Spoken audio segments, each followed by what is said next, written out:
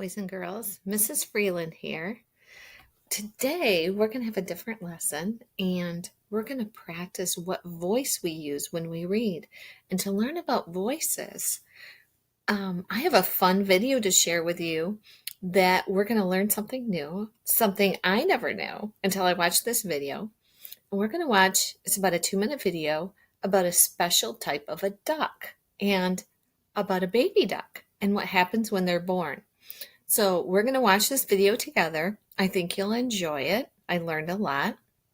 And then afterwards, we're going to kind of listen to the man's voice talking in the video and how he talks when he shares with us what he knows about these special ducks. So I'm going to play the video now, and we are going to learn about ducks. We're inside a tree, 15 feet above a lake high in the Rocky Mountains. We're in a nest of wood duck eggs, hatching after a 30-day incubation. And we're here to witness a rite of initiation that is at once daunting and amazing. Even though the mom duck laid her 11 eggs on different days, she didn't start sitting on them till they'd all appeared. That way, they'd all hatch on the same day. The hatchlings get to spend their first night in the nest. One night, that's it. Enjoy yourselves because tomorrow morning comes the big ordeal. I wonder what that means. Tomorrow morning arrives in a hurry. When the hatchlings first gaze at their mother, she's 15 feet below, calling for them to gulp, jump down to her. Can you imagine how much courage you need to take the plunge to mama? Your first day on the planet, never flown before, now having to leap the human equivalent of 30 feet or more. Wow, made it! None the worse for wear. The truth is, 15 feet isn't that big a deal. Some hatchlings have to leap 60 feet.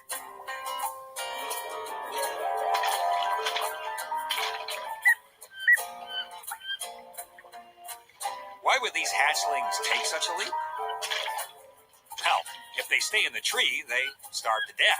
Yeah, that sounds like motivation to me.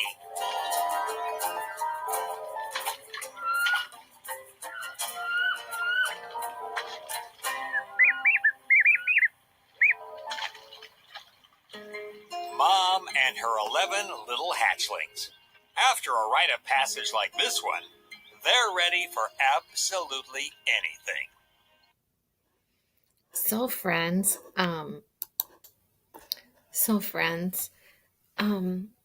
I was listening to that video and I just couldn't believe what those baby ducks could do when they were only a day old, that they would take that big jump. I bet it was very scary for them, but that's how they survive in their world. Isn't that amazing? So when I think about that video, it was really interesting to watch, but I was also thinking about the man's voice. He had a very strong voice, and you could tell that he really knew a lot about those ducks. So when he shared his information, he didn't share it like, oh, maybe the ducks do this or maybe that. Like, I'm not sure. He was very confident and strong with his voice when he talked about the ducks because he knew what he was talking about. So I'm thinking, boys and girls, when I want to share about something I really know about, I need to use a strong, confident voice. Not that I'm going to sound like that man, right? Because we're kindergartners. But you can use a strong, confident voice when you talk about something that you're learning about, because then that shares that you know what you're talking about because you've learned it. And some of it is the voice you use. So boys and girls, let's listen to that man's voice one more time, a little bit. And I want you to think about how strong he talks.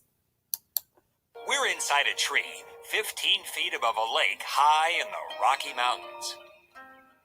We're in a nest of wood duck eggs, hatching after a 30-day incubation. And we're here to witness a rite of initiation that is at once daunting and amazing. You know what? Something else I noticed, boys and girls, is he doesn't speak like really fast. He talks a little bit slow. And then sometimes when he wants to use important words, he slows down to say his important words like daunting, which means scary or big, and amazing. So, boys and girls, maybe you could think of one or two important words where you really want to slow down to make them sound important when you share about what you're going to learn today. So, you're going to read your informational book and you're going to share it with a partner or someone in your family. But you're also going to think about what voice you use when you share. And you're going to sound like an expert with a strong voice and maybe slow down for important things. I hope you enjoyed the video. I really did. I learned a lot from that video, and I think your friends can learn a lot from you, especially when you use your important voice.